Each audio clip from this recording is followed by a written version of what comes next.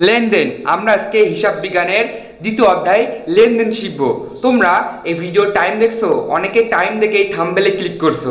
তোমরা যারা ইউটিউবে ভিডিও দেখো তারা ভালো মতনই জানো যে লেনদেনের কত বড় বড় ভিডিও আপলোড করা রয়েছে, 3 ঘন্টা 4 ঘন্টা 5 ঘন্টা। তোমরা এই টাইম দেখে অনেকে ওই ভিডিওগুলো দেখো না, কিন্তু নিশ্চয়ই এই ভিডিওটা দেখছো যে অল্প সময় এই জন্য ক্লিক করছো। সত্যি কথা বলছি না?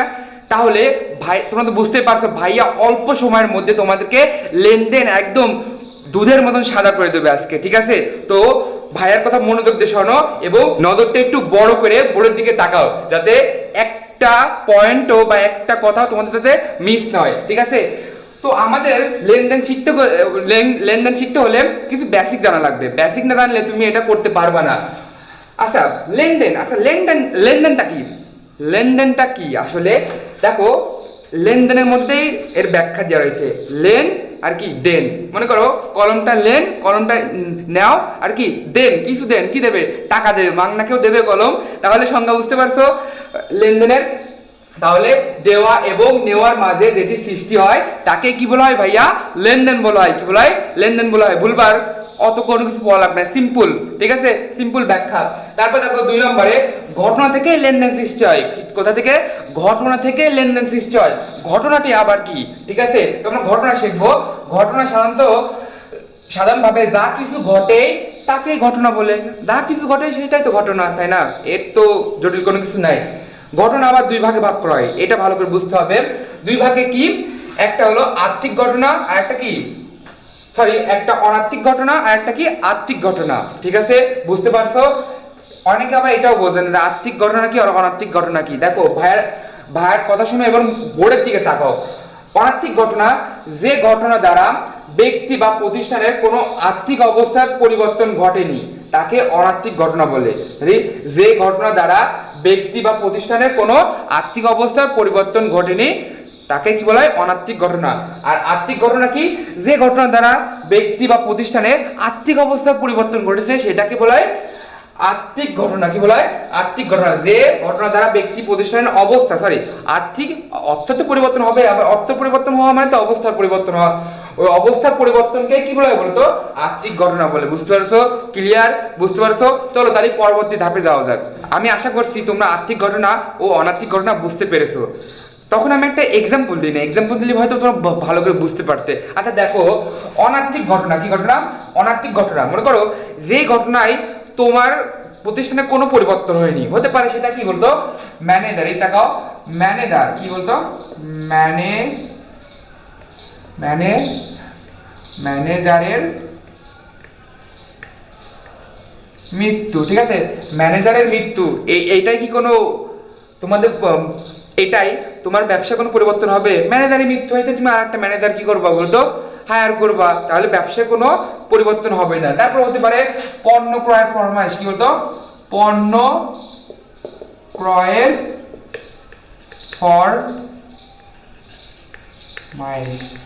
ফরমাইশ, ঠিক আছে? ফরমাইশ, দুঃখিত, ফরমাইশ হয়ে গেছে, ফরমাইশ, ঠিক আছে? ফরমাইশ, পণ্য ক্রয়ের ফরমাইশ। ফরমাইশটা আসলে কি? ফরমাইশ আমরা এইটার অনেকেই ইংলিশ জানি কিন্তু বাংলা জানি না। আমরা ইংলিশ বলতে বলতে ফরমাইশ ভুলে গেছি। ফরমাইশ মানে অর্ডার। মনে করো তুমি একটা পণ্য অনলাইনে বা কোনো কোম্পানির কাছে অর্ডার করছো, তখন কি ওইটা লেনদেন হয়েছে? না, তুমি তো অর্ডার করছো, কখন লেনদেন হবে? মনে করো তুমি একটা টেবিল অর্ডার করছো, ঠিক আছে, অনলাইনে। তো টেবিলটা যখন তোমার বাসায় আসবে তখন তুমি টেবিলটা বুঝে নিলে ঠিকঠাক আছে নাকি, ঠিক আছে? সব কিছু দেখার পর যখন তুমি টেবিলটা নিবা, টেবিলটা নিচ্ছ, এক হাতে টেবিল নিচ্ছ আর এক হাতে কি দিচ্ছ? মনে করো এক হাতে টাকা দিচ্ছ, তখন কি হবে তো? লেনদেন হবে ওইটা, কারণ এর সাথে তখন টাকার সম্পর্ক হবে। তার আগ পর্যন্ত ওইটা লেনদেন হবে না, ওটা অর্ডার হয়ে রয়েছে, ঠিক আছে? ফরমাইশ রয়েছে, ওটা তুমি নাও নিতে পারো, ওইটা তোমার ব্যবসা প্রতিষ্ঠানে কোনো পরিবর্তন হবে না। বুঝতে পারছো? এই গেল কি বলতো অনার্থিক ঘটনা। কি বলতো? অনার্থিক ঘটনা আমরা এভাবে ক নম্বর করলে এরকমই আসে, এগুলাই বেশি আসে ক নম্বরে। আর খ নম্বরে ওই ক নম্বরে আরেকটা আসে, কি বলতো? আরেকটা কি বলতো? আর্থিক ঘটনা। আমরা কি হয়েছে আমরা সবাই জানি যে অর্থের পরিবর্তন হলে আর্থিক ঘটনা। যেমন এটা উদাহরণ বলছিলাম, মুখে মুখে তোমাদের বলেছি, পণ্য ক্রয়, ঠিক আছে? বাকিতে পণ্য ক্রয়, নগদে পণ্য ক্রয়, এক কথায় যেটার মাধ্যমে ব্যবসার আর্থিক অবস্থা পরিবর্তন হবে। বুঝতে পারছো? আচ্ছা পরবর্তী ধাপে আসো। এইটা তোমাদের জন্য খুবই গুরুত্বপূর্ণ, ঠিক আছে? এটা একটা সূত্র লেনদেনের, কি বলতো, লেনদেনের একটা সূত্র। এটা যদি তুমি বুঝতে পারো তুমি খ নম্বর করতে পারবা, খ এবং গ অনায়াসে করতে পারবে। তো মনোযোগ দাও খুব, ঠিক আছে? এ সমান সমান এল প্লাস ই, এই সূত্রটা কি বলতো, এ সমান সমান এল প্লাস ই। এগুলো আমরা একটু ব্যাখ্যা করব। এতে অ্যাসিস্ট, অ্যাসিস্ট মানে কি বলতো, সম্পদ, অ্যাসিস্ট মানে সম্পদ। এতে লায়াবিলিটিস মানে দায়, ঠিক আছে, যেটা ইংলিশ আমি বললাম একটু আগে। ইতে ইকুইটি মানে মালিকানা সত্ত্ব, বুঝতে পারছো? এবার দেখো 5 নম্বরে আমরা 4টা পয়েন্ট ইতিমধ্যে শিখেছি, আগে 3টা শিখাইছি, এখন 4 নম্বর শিখালাম, এখন আমরা শিখবো 5 নম্বর, ঠিক আছে? 5 নম্বর পয়েন্ট দেখো বলছে জাবেদা করার পর, ঠিক আছে, আমাদের কিছু জাবেদা শিখতে হবে। কারণ খ নম্বরে অনেকে খ নম্বর করতে, এই লেনদেনের খ নম্বর করতে হলে তোমাকে জাবেদা একটু পারদর্শী হওয়া লাগবে, ঠিক আছে? তাহলে দেখো কিছু জাবেদা শিখাবো, অনেক জাবেদা শিখবো না, কিছু জাবেদা শিখলে তুমি সহজে পারবা। সম্পদ যদি ডেবিট দিকে বসে তাহলে এ বৃদ্ধি পায়, ঠিক আছে? তাহলে সম্পদ কি, তোমরা সম্পদ একটু আলোচনা করি। মনে করো যে এইগুলা প্রতিষ্ঠানে দীর্ঘদিন ব্যবহার হয়, 5 বছরের ঊর্ধ্বে। মুদিখানার দোকানে একটা ফ্রিজটা কি একটা সম্পদ না? অনেকদিন ধরে আমরা ব্যবহার করছি, তো দীর্ঘদিন যেগুলো ব্যবহার করি সেগুলো আমাদের কি বলতো, সম্পদ। আর দায় আমরা বুঝতে পারছি, দায় তোমরা অনেকে সবাই জানো। আর মালিকের হত্য মানে কি, ওই যে ফ্রিজটা আমার না, ওটা কার, আমার না, মালিকেরই তো, তাহলে ওটা কার উপর, ওই ফ্রিজের উপর দাবি কার, মালিকের না, তাহলে ওটা মালিকের হত্য বলা হয়। এটা কি বলা হয়, সরি সংক্ষেপ বলছি, ঠিক আছে?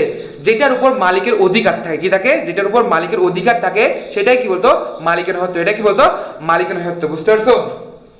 এবার দেখো তাহলে সম্পদ যদি ডেবিট দিকে বসে তাহলে এ বৃদ্ধি পায়, কি বৃদ্ধি পায়, এ বৃদ্ধি পায়। এ মানে কি বলতো, অ্যাসিস্ট, অ্যাসিস্ট মানে সম্পদ বৃদ্ধি পায়, ঠিক আছে? সম্পদ যদি ডেবিট দিকে থাকে তাহলে এ বৃদ্ধি পায়, এ মানে সম্পত্তি বৃদ্ধি পায়, ঠিক আছে? তার কথা বলছে সম্পদ যদি ক্রেডিট দিকে বসে তাহলে এ হ্রাস পায়। অনেকে এটা হ্রাস বলে, হ্রাস না, এটা হিসাব বিজ্ঞানের ভাষায় হ্রাস হয়ে যায়, কি হয়ে যায়, হ্রাস হয়ে যায়। তো মনোযোগ দিয়ে দেখো, দুঃখিত মার্কারি পড়ে যাচ্ছিল, মনোযোগ দিয়ে দেখো যে এই জাবেদাগুলা কেন ভাষিক আসছে, তোমরা পরবর্তী যখন আমি এক্সাম্পল করাবো তখন তোমরা বুঝতে পারবা, বুঝতে পারছো? চলো পরবর্তী ধাপে যাওয়া যাক। আর কয়েকটা মাত্র জাবেদা তোমাদের শেখা লাগবে। দেখো দায় যদি ডেবিট দিকে বসে তাহলে এল হ্রাস পায়, কি পায়, এল হ্রাস পায়। আর দায় যদি ক্রেডিট দিকে বসে তাহলে এল বৃদ্ধি পায়, বুঝতে পারছো? উদাহরণ দেখো, উদাহরণ দিলে তোমরা ভালো বুঝতে পারো।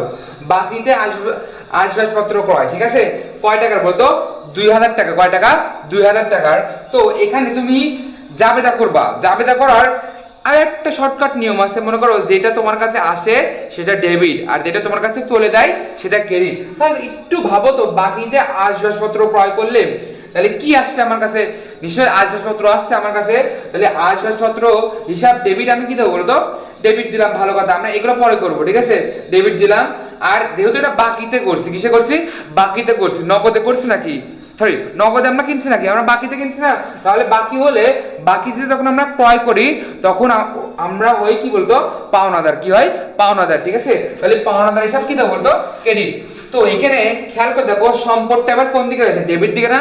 তাহলে একটু আগে তোমাদের শিখাইছিল ভাইয়া যে সম্পদ যদি ডেবিট দিকে থাকে তাহলে কি হ্রাস পায়, এ হ্রাস পায় না? আর দায় যদি ক্রেডিট দিকে থাকে, দায় কি বলতো, ক্রেডিট দিকে থাকে। খেয়াল করে দেখো, এই দেখো দায় যদি ক্রেডিট দিকে থাকে, কি থাকে, ক্রেডিট দিকে বসে তাহলে এল বৃদ্ধি পায়, কি বৃদ্ধি পায়, মেলছে, বুঝতে পারছো? এই দেখো কি পাইছে বলতো, এল বৃদ্ধি পাইছে। তাহলে এটা দায় না, দায় যদি ক্রেডিট দিকে থাকে, কোন দিকে থাকে, ক্রেডিট দিকে থাকে, তাহলে এল বৃদ্ধি হয়, বুঝতে পারছো? এই জন্য এই জাবেদাগুলো আমি তোমাদেরকে শিখাচ্ছি, এগুলো খুবই গুরুত্বপূর্ণ। তোমাদের যখন আমি অঙ্ক করাবো তখন তোমরা পাই টু পাই সব কিছু বুঝতে পারবে, ভাই কেন এগুলো শিখাচ্ছেন। তারপরে দেখো মূলধন, মূলধন কথা থাকলে ই বৃদ্ধি, কি বৃদ্ধি, ই বৃদ্ধি। উত্তোলন কথা থাকলে ই হ্রাস, ঠিক আছে? মূলধন আমরা অনেকে জানি যে মূলধন কি, ব্যবসা যখন শুরুতে দেয় টাকাটা নেয় ওইটা কি বলতো, মূলধন। আর উত্তোলন কি, মালিক যখন ব্যবসা থেকে কোনো টাকা তোলে বা পণ্য তোলে ওটা কি হয়ে যায় বলতো, উত্তোলন হয়ে যায়, ঠিক আছে? বা উত্তোলনগুলো আমরা লিখি, ঠিক আছে, বুঝতে পারছো?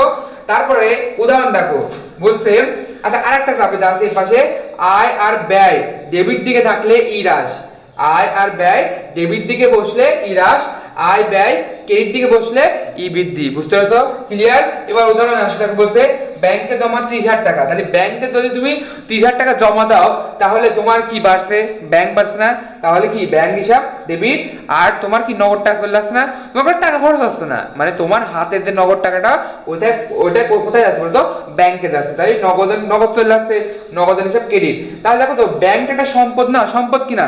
সম্পদ তোমাদের শিখাইছিলাম, সম্পদ যদি ডেবিট দিকে বসে তাহলে এ বৃদ্ধি পাবে, কি বৃদ্ধি পাবে? এ বৃদ্ধি পাবে, বুঝতে পারছো? আর সম্পদ যদি ক্রেডিট দিকে থাকে, একটু আগে আমরা একটু করে আসলাম যে সম্পদ যদি ডেবিট দিকে থাকে, কি থাকে? সম্পদ যদি ডেবিট দিকে থাকলে তাহলে এ বৃদ্ধি হ্রাস। আচ্ছা আমরা ওখানে শিখেছিলাম এ বৃদ্ধি না, দেখছো ভুল হয়ে গেছে, ছোট্ট একটা ভুল হয়ে গেছে। যে আমরা তো শিখছিলাম কি বলতো, যে সম্পদ যদি ডেবিট দিকে থাকলে তাহলে কি বসে বলতো? এ বৃদ্ধি পায়। দুঃখিত, আমি ভুল করে হ্রাস লেগে ফেলছি, ঠিক আছে? কি হয় বলতো? বৃদ্ধি হবে, কারণ আমরা যাবে শিখে আসছি। তাহলে কি হয় বলতো? সম্পদ যদি ডেবিট দিকে থাকে তাহলে কি বৃদ্ধি পাবে বলতো? এ বৃদ্ধি পাবে, বুঝতে পারছো? আর ওই সম্পদ যদি ক্রেডিট দিকে থাকে তাহলে কি হবে বলতো? এ হ্রাস পাবে। এবার দেখো আরেকটা এক্সাম্পল, বাকিতে পণ্য ক্রয় 40,000 টাকা। তাহলে বাকিতে পণ্য ক্রয় করলে আমার তো ক্রয় আসছে, কি আসছে? ক্রয় আসছে, তাহলে ক্রয় হিসাব ডেবিট, আর তাহলে বাকিতে করছি আর পাওনা হিসাব কি হবে বলতো? ক্রেডিট হবে, ঠিক আছে? বুঝতে পারছো? তাহলে এই ক্রয়টা ব্যয় না, এই ক্রয়টা কি বলতো? ব্যয় যদি ডেবিট থাকে তাহলে কি হ্রাস পাবে? এর ই হ্রাস পাবে না। আমরা বল শিখছি, কোথায় শিখছি বলতো? এই এখানে যদি আয় ব্যয় যদি ডেবিট দিকে থাকে, ডেবিট দিকে বসলে কি পাবে বলতো? ই হ্রাস পাবে। মিলছে? ই হ্রাস পাইছে, কি হ্রাস পাইছে? ই হ্রাস পাইছে।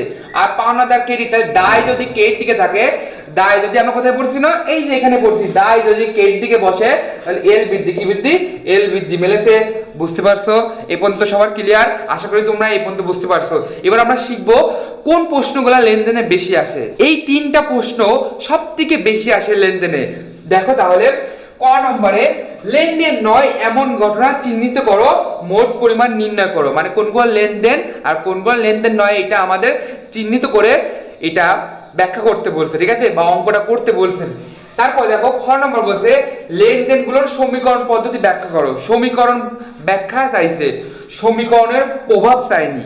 এখানে অনেকে মানে গোলমাল পেঁচাই দেয়, ঠিক আছে? যে পদ্ধতি ব্যাখ্যা আর এখানে বলছে সমীকরণের উপর প্রভাব, দুইটা করে আলাদা, ঠিক আছে? তাহলে যখন ব্যাখ্যা যাবে তখন ওই সমীকরণের কি দিতে হবে তো? ব্যাখ্যা। সমীকরণ আমি কি শিখাইছিলাম? ওই যে এ সমান সমান এল প্লাস ওই, ঠিক আছে? এই 3টা আমাকে ব্যাখ্যা সহকারে লিখতে হবে, কোনো অঙ্ক আসবে না। আর সমীকরণের প্রভাব যখন যাবে, ঠিক আছে? প্রভাব দেখাও, ঠিক আছে? যখন প্রভাব দেখাতে বলবে তখন আমরা অঙ্ক করব, ঠিক আছে? তোমরা এক্সাম্পল দেখলে বুঝতে পারবা। চলো তাহলে এক্সাম্পল শুরু করা যাক। চলো অঙ্কটা শুরু করি। তুমি অঙ্ক শুরু করার আগে তোমার অঙ্কটা আগে ভালো করে পড়ে নিবা। তো চলো আমরা আগে অঙ্কটা পড়ি। দেখো কি বলছে, রিফার্ড এন্টারপ্রাইজ একটি ব্যবসা প্রতিষ্ঠানে 2017 সালের ডিসেম্বর মাসে প্রতিষ্ঠানে ঘটনাবলী সংঘটিত হয়েছে, ঠিক আছে? দেখো কি কি রয়েছে ডিসেম্বর মাসে এই ঘটনাগুলো হয়েছে, ঠিক আছে? তার ব্যবসায় তো 1 নম্বর হয়েছে 5 লক্ষ টাকা নিয়ে ব্যবসা শুরু করা হলো। একটু ছোট ছোট লিখছি, বুঝতে পারছো? ছোট একটা বোর্ড, এই বোর্ডে হিসাব বিজ্ঞান করানো খুবই কষ্টকর হয়ে যায়। তারপরও আমি যতটুকু জায়গায় রয়েছে অতটুকুর মধ্যে আমি আটানোর চেষ্টা করছি। তারপরে দেখো 3 নম্বর, আচ্ছা অনেক সময় সিরিয়াল থাকবে না, বলে 1 2 থাকতে পারে না, 1 3 7 8 12 এরকম থাকতে পারে। 3 নম্বর দেখো বলছে ব্যাংকে 50,000 টাকা নিয়ে একটি হিসাব খোলা হলো। 5 নম্বর ধারে পণ্য ক্রয় 25,000 টাকা। 7 নম্বর নগদে পণ্য বিক্রয় 45,000 টাকা। 10 নম্বর মালিক ব্যাংক থেকে ব্যক্তিগত ও প্রয়োজনীয় ঋণ গ্রহণ 40,000 টাকা। 15 নম্বর 45,000 টাকার আসবাবপত্র ক্রয়ের ফরমাশ প্রদান। 20 নম্বর পাওনাদারকে পরিশোধ করা হলো 15,000 টাকা। বুঝতে পারছো? এই আমাদের অঙ্ক, ঠিক আছে? এবার ক নম্বরে প্রশ্ন এরকম আসতে পারে যে ব্যবসায় লেনদেন নয় এমন ঘটনা চিহ্নিত করো, মোট পরিমাণ নির্ণয় করো। তাহলে এর সব সিম্পল, দুটো দাগ দিবা, দুটো টাকার ঘর দিবা, বা একটা দিলেও যথেষ্ট, বিবরণ দিবা, তারিখ দিবা। বুঝতে পারছো? সিম্পল ঘর, ঠিক আছে?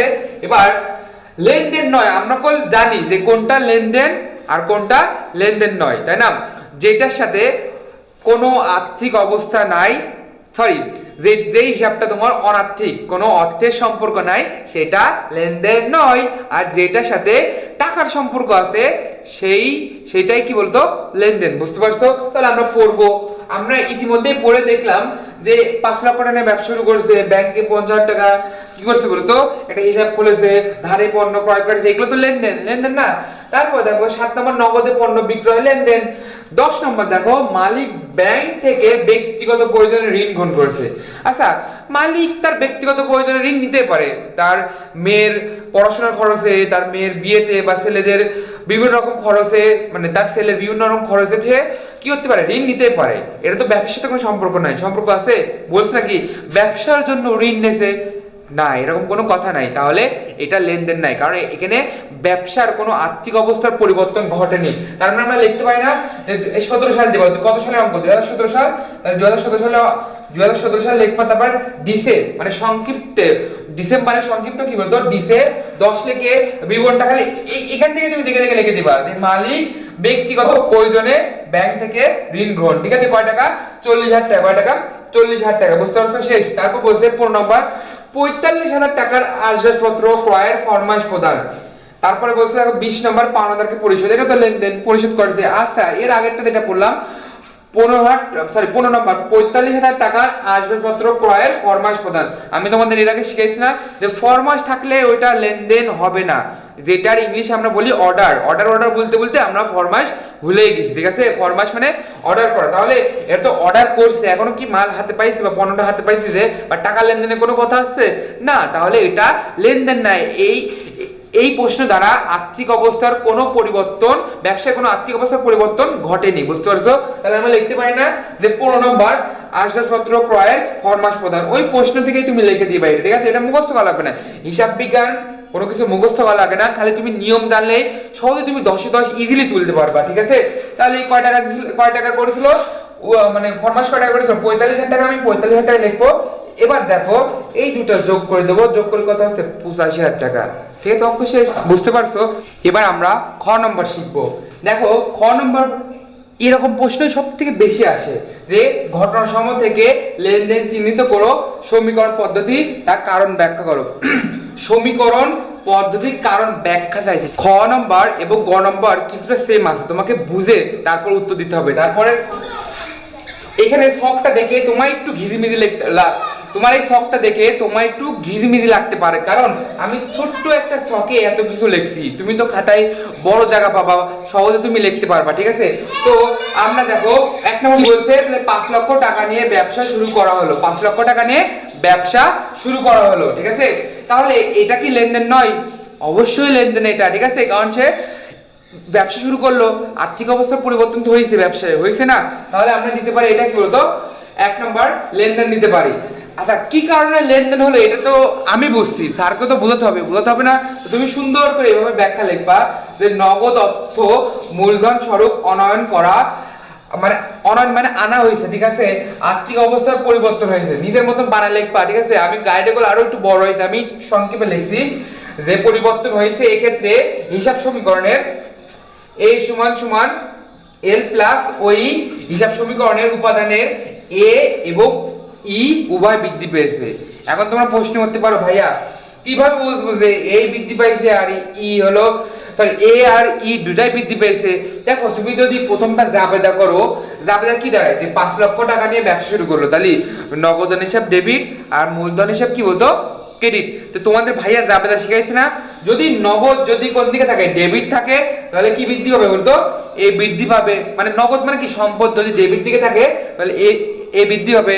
আর অপর দিকে শিখাইছে না যে মূলধন যদি কি থাকে বলতো, ক্রেডিট দিকে থাকে, তাহলে কি পাবে বলতো, ই বৃদ্ধি পাবে।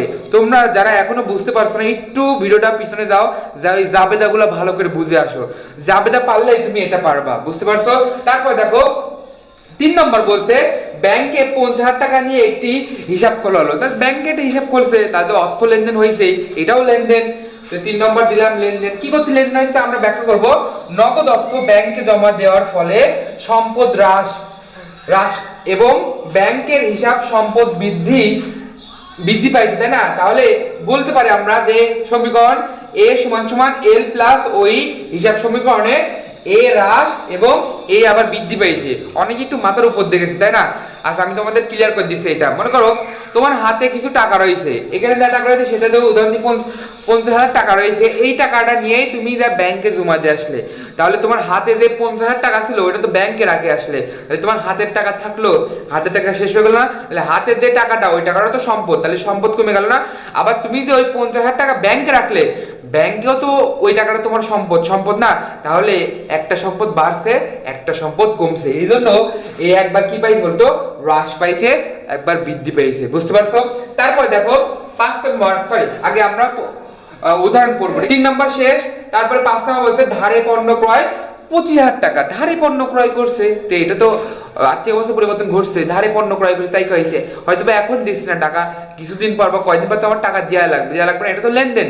তাহলে আমরা দিতে পারি যে 5 নম্বর কি বলতো, লেনদেন। এভাবে লিখবা যে ধারে পণ্য ক্রয়ের মাধ্যমে প্রতিষ্ঠানের খরচ হয়েছে না, আবার পাওনাদারের পরিমাণ বৃদ্ধি পেয়েছে। এই ক্ষেত্রে এ সমান সমান এল প্লাস, প্রত্যেকটা ব্যাখ্যায় তোমাকে এটা দিতে হবে। এ সমান সমান এল প্লাস ওই হিসাব সমীকরণে ই হ্রাস পেয়েছে এবং এল বৃদ্ধি পেয়েছে। কি পাইছে? ই হ্রাস পেয়েছে এবং এল বৃদ্ধি পেয়েছে। খেয়াল করে দেখো এই 5 নম্বরে যদি আমি যা করি তাহলে কি হয় বলতো, ক্রয় হিসাব ডেবিট আর পাওনাদার হিসাব কি বলতো, ক্রেডিট। তাহলে ক্রয় একটা ব্যয়, তো ব্যয় যদি ডেবিট থাকে তাহলে কি হয় বলতো, ব্যয় যদি ডেবিট থাকে তাহলে ই হ্রাস পায়, কি হ্রাস পায়, ই হ্রাস পায়। অপরদিকে আবার দায় যদি ক্রেডিট থাকে তাহলে কি হ্রাস পায়, এল বৃদ্ধি পায়। ভাইয়া তোমাদের শিখাইছিল, মনে পড়ছে?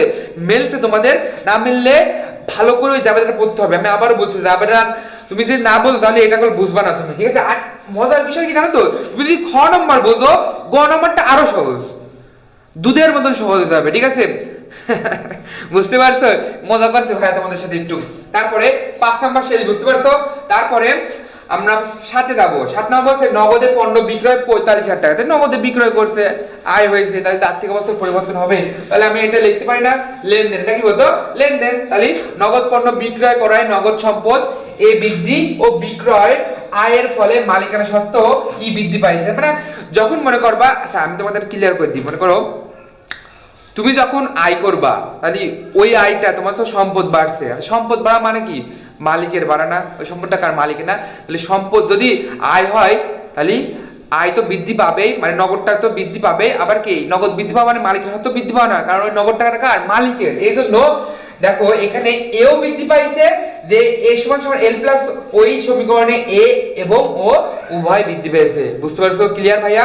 এবার দেখো 20 নম্বর লাস্ট মনে রয়েছে, 20 নম্বর। আচ্ছা 20 নম্বরের আগে 10 আর 15 রয়েছে। 10 আর 15 তো লেনদেন না, তাহলে কি লেনদেন ছকে যাবে না? এটা তো লেনদেনই না, তাহলে আমরা এটা এই ছকে বসাবোই না, ঠিক আছে? বুঝতে পারছো?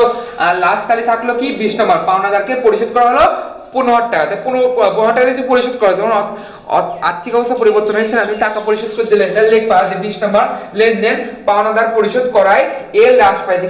কি হ্রাস পাইছে, এল। এল মানে কি, দায়। তুমি যে টাকা দিয়ে দাও তোমার পাওনাদার কমে যাবে না? পাওনাদার কমা মানে কি, পাওনাদারের সংক্ষিপ্ত কি, এল না সমীকরণের? তো এল হ্রাস পাবে কিভাবে, এল মানে লায়াবিলিটিস, আর আমরা যেটাকে সংক্ষেপে লিখেছি এল, তাহলে এলটা হ্রাস পাবে। আর নগদ নগদ সম্পদ এ হ্রাস পেয়েছে, কারণ কি তুমি তো পাওনাদারকে টাকা কিসের মাধ্যমে পরিশোধ করছো, টাকা না? টাকাটা কি বলতো, এটা সম্পদ না, এজন্যই এ হ্রাস পেয়েছে। তাহলে লিখতে পারি না, এ সমান সমান এল প্লাস ওই এ এবং ও এল হ্রাস পেয়েছে। বুঝতে পারছো কত সহজ? দেখছো, সিম্পল। হয়তো ভাইয়া তুমি এই লেখাটা একটু ঘিজিমিজি লাগতে পারে, বোর্ডটা ছোট, মার্কারও নতুন কিনছে, যার জন্য লেখাটা একটু চিকন লাগছে, কিন্তু তুমি যদি মনোযোগ দিয়ে ভাইয়ার প্রত্যেকটা কথা এবং ভিডিওটা মনোযোগ সহকারে দেখো, তাহলে তুমি 100% বুঝতে পারবা। আর এই সেটটা আসে 100% গ্যারান্টি, এই সেটটা দেবে এই লেনদেনে। যারা তোমরা এসএসসি পরীক্ষা দিবা সামনে, হিসাব বিজ্ঞান, এই লেগে নাও ভাইয়ার কথা, এই সেটটা আসবে, ঠিক আছে? এই গেল খ নম্বর। এবার আমরা শিখবো গ নম্বর। তো গ নম্বরে এই প্রশ্নটা সব থেকে বেশি আসে, লেনদেন সমূহের প্রভাব হিসাব সমীকরণ দেখাও। এটা কোনো ব্যাখ্যা চাইনি, যদি ব্যাখ্যা চাই তাহলে খ নম্বর মতন করবো, ঠিক আছে? আর ব্যাখ্যা যদি না চাই তাহলে এভাবে অঙ্ক করবো, ঠিক আছে? তো প্রথমে আমরা ছকটা বুঝে নিই। ছকটা তুমি প্রথমে দুটা দাগ দিবা, কি দিবা, প্রথমে দুটা দাগ দিবা, তারিখ, উদ্বৃত্ত, ঠিক আছে? দেখো আমি এখানে সূত্র প্রয়োগ করেছি, কি সূত্র প্রয়োগ, এই যে এ সমান সমান এল প্লাস ওই, ঠিক আছে? দেখছো এই যে সম্পদ লিখছি, ঠিক আছে? কি লিখছি, আবার এই যে সমান সমান দিছি, সমান সমানে ঘর দিছি, তারপর কি লিখছি রেল তে দায় দায় লিখছি, তারপরে এই প্লাস প্লাস এখানে আর মালিকের হস্তে লিখছি, আর লাস্টে কি বলতো মন্তব্য। বুঝতে পারছো? তো তুমি এই নগদের ঘর আর মালিকের হস্তে ঘর দিয়ে অঙ্ক শুরু করবা। আর এই যে ঘর দেখছো না, এটা আমরা আইটেমের উপর নির্ভর করে এই ঘরগুলো বসাবো। বুঝতে পারছো? অঙ্ক করলে তোমরা বুঝবা। তাহলে আমরা শুরু করে দিই অঙ্ক। 1 নম্বর বলছে 5 লক্ষ টাকা নিয়ে ব্যবসা শুরু করা হলো। তাহলে যদি টাকা নিয়ে শুরু করে তাহলে এখানে কি বাড়ছে? নগদ টাকা বাড়ছে না? আর নগদ টাকা বাড়া মানে কার বাড়া? মালিকের বাড়া না? মালিক তাহলে কে? মূল মালিক তাহলে কি বলতো ওই মালিকের হতো। তাহলে সালটা দিবা, কত সাল বলতো? যে সালে থাকতো অঙ্কে 2017 সাল দিবা, ডিসেম্বর 1 দিবা। ঠিক আছে? তাহলে নগদে 5 লক্ষ টাকা বাড়লো আর মালিকের হতো 5 লক্ষ টাকা বাড়লো। বুঝতে পারছো? এবার উদ্বৃত্ত করবা। কি করবা? উদ্বৃত্ত মানে কি? যে আগের ঘরের টাকাটা নিচে নামাবা, এই টাকাটা নিচে নামাইছি। তারপর দেখো 3 নম্বর দেখো বলছে ব্যাংকে 50,000 টাকা নিয়ে একটি হিসাব করা হলো। দেখো তুমি যদি খ নম্বর করো এটা তোমার কাছে পান্তা ভাতের মতো। খ নম্বর আমরা কি শিখেছিলাম? যে 3 নম্বর কোথায় গেছিলাম বলতো? একটা ব্যাংক, একটা সম্পদ বাড়িছিল, একটা সম্পদ কমেছিল না? তাহলে এখানেও সেম হবে। ঠিক আছে? 3 নম্বর দেখো তাহলে নগদ টাকা নিয়ে যাই, তো আমি ব্যাংকে রাখছি, তাহলে আমার নগদ টাকা কি হবে বলতো? কমবে। কয় টাকা? 50,000 টাকা। ঠিক আছে? 50,000 টাকা নগদে কমলো। আর এবার দেখো ব্যাংকের ঘর চাইছে না, তো ব্যাংকটা সম্পদের মধ্যে বসে, তাহলে ব্যাংকের ঘর আমি বসাবো। বললাম না একটু আগে যে আইটেমে যা যাবে সেই ঘর আমরা বসাবো। ঠিক আছে? তাহলে ব্যাংক চাইছে, ব্যাংকের কথা আছে, এজন্য আমি ব্যাংকের ঘর বসালাম। তাহলে ব্যাংকে কত বাড়লো? 50,000 টাকা। কয় টাকা? 50,000 টাকা। তারপর কি করবো বলতো? এবার ডাক টেনে দেবে। একটা আইটেম মানে একটা আইটেম ধরে একটা আইটেম শেষ হবে আর দাগ টানবা। ঠিক আছে? 3 নম্বর তাহলে দাগ টেনে দাও। দাগ টানার পর কাজ কি? উদ্বৃত্ত করবা। কি করবা? এই উদ্বৃত্ত, বারবার উদ্বৃত্ত লিখি, ডট ডট লিখেছি। তাহলে উদ্বৃত্ত দেখো এটা কোনো কি ছিল না, কোনো উপরে সংখ্যা ছিল না, তাহলে 5 লক্ষ কত? এই জন্য 5 লক্ষ বসছে, কিন্তু এখানে তো 50,000 টাকা বিয়োগ রয়েছে, তাহলে এটা থেকে এটা বিয়োগ করে কত হয়েছে? 4,50,000 টাকা। আর এখানে কি কোনো বিয়োগের সংখ্যা আছে উপরে? না, তাহলে 50 করতে 50,000 করতে 50,000ই থাকবে। শেষ 3 নম্বরটা। এবার দেখো উদ্বৃত্ত নামানো শেষ। তারপর আমরা যাব পরের আইটেমে। পরের আইটেম কত? 5 নাম্বার বলছে ধারে পণ্য ক্রয়। ধারে পণ্য ক্রয় করলে কি হয় বলো তো? তোমার কি নগদ বাড়ে? ব্যাংক বাড়ে? না, কোনো কিছু। ধারে পণ্য করলে দেখো ধার মানে কি? তাহলে পাওনাদার। এখানে তো আগে আমি তোমাদের বোঝানোর জন্য আমি আগেই তো তুলে ফেলছি, কারণ মানে তুলে বা যদি আমি তোমাকে অঙ্ক করাতে করাতে বোঝাই তাহলে ভিডিওটা অনেক বড় হয়ে যাবে। এই জন্য আমি আগে তুলে নিছি। তাহলে পাওনাদার চাইছে বলে তোমরা তো এরকম আগে তুলে নিতে পারবা না। তাহলে আইটেমে যা থাকবে সেই ঘরগুলো আমার বসানো লাগবে। পাওনাদার চাইছে, তাহলে পাওনাদার লিখবো। পাওনাদার কোন দিকে বসে? সম্পদের মধ্যে কি বসে? না, দায়ের মধ্যে বসে। কিসের মধ্যে বসে? দায়ের মধ্যে বসে। তাহলে পাওনাদার আমি লিখবো কত টাকা বলতো? 25,000 টাকা। ভাই একটু জোরে কথা বলছে না? আস্তে কথা বলছি। 25,000 টাকা। কয় টাকা দিবা? 25,000 টাকা। আচ্ছা এই যে দায়টা, এই দায়টা কে দেবে? আমি দেবো, তুমি দেবো, না মালিক দেবে? মালিক দেবে না? তাহলে মালিক তো একটা সময় দেয়া লাগবে, তাহলে মালিকের এখানে কি হবে বলতো? বিয়োগ হবে। ক্লিয়ার ভাইয়া? 5 নাম্বারটা ক্লিয়ার? এবার 7 নম্বর বলছে নগদে পণ্য বিক্রয় 45,000 টাকা। আচ্ছা নগদে বিক্রয় করলে কি হয়? নগদ টাকা বাড়ে। আর নগদ টাকা বাড়া মানে কার? মালিকের বাড়া। মনে করো এই যে পকেট, ঠিক আছে, এখান থেকে যদি আয় হয়, এই পকেটে কি মনে করো আমি মালিক একটা ব্যবসায়, ঠিক আছে, তো এটা মনে করো আমার ক্যাশিয়ার, ঠিক আছে, তাহলে আয় হলে কে? আমি নেবো না? আর ব্যয় হলে কি? আমার এখান থেকে টাকা খরচ হবে। বুঝতে পারছো? তাহলে আয় হয়েছে, তাহলে নগদ টাকা বাড়বে। কি টাকা বাড়বে? নগদ টাকা বাড়বে 45,000 টাকা। আর কি বাড়বে বলতো? মালিকের সত্ত্বে বাড়বে। এটার উদ্বৃত্তটা নাম, সরি আমি উদ্বৃত্তটা বলি নাই। উদ্বৃত্ত গোল তুমি করাই লাগবে, তোমাকে নামাই লাগবে। ঠিক আছে?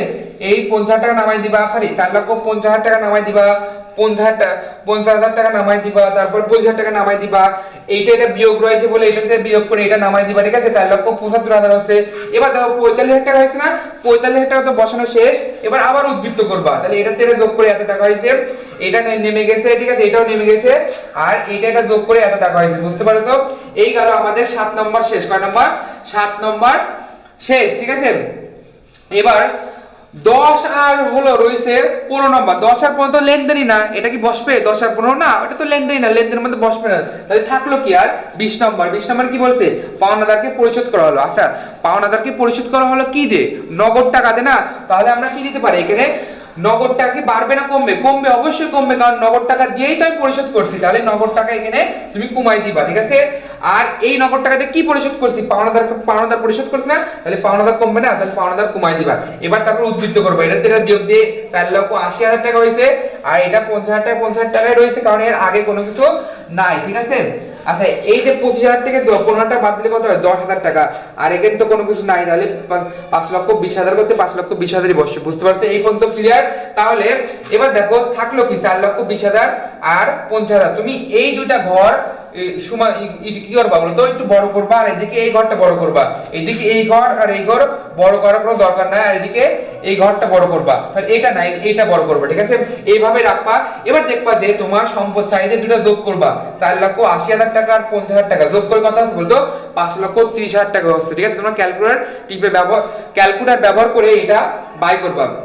এখানে দেখো বলছে 5,20,000 আর 10,000 টাকা, তাহলে কত আছে 5,30,000 টাকা। দেখো দুই পাশে কল মিলে গেছে, মিলে গেলে তুমি ভাববা আমার সমীকরণটা ঠিক হয়েছে। আর যদি মিল যদি না যায় তাহলে তুমি আবার চেক করবে যে কোথায় তুমি কোনো জায়গায় তুমি ভুল করছো নাকি। যদি ভুল করো তাহলে ভুলটা ঠিক করে তারপরে করবা, ঠিক আছে? মিললে ভালো, অনেক সময় ঘিজিমিজি হয়ে যায়, ঠিক আছে? তো আমার মানে মতামত তুমি প্রথম থেকেই সুন্দরভাবে বুঝে বুঝে করবা, ঠিক আছে? যাতে তোমার লাস্টে সমস্যা না হয়, তাহলে দুই দিকে মিলে গেলে তোমার অঙ্ক ঠিক, ঠিক আছে? তুমি এখানে 4-এ 4 পাবা, কত পাবা বলতো 4-এ 4 পাবা। বুঝতে পারছো ভাইয়ারা? আশা করি তোমরা এই ক্লাসটা বুঝতে পারছো। এই ভিডিও যারা লেনদেন নিয়ে সমস্যা তাদের মাঝে এই ভিডিওটা শেয়ার করতে পারো। যদি ভিডিওটা তোমাদের মনে হয় ভাইয়া ভিডিওটা দেখে আমি উপকৃত হয়েছি, তাহলে চ্যানেলটা সাবস্ক্রাইব করো, ঠিক আছে? ভাইয়ের সাথে কানেক্ট থাকো। এই চ্যানেলে শুধু হিসাব বিজ্ঞানে শেখানো হয় না, তোমরা জানো যে তোমরা অনেকেই জানো যে ইংরেজি শেখানো হয়, তারপরে ম্যাথও শেখানো হয়, ঠিক আছে? তো ভাইয়ের সাথে কানেক্ট থাকো। সবাই ভালো থাকবা, সুস্থ থাকবা। আল্লাহ হাফেজ।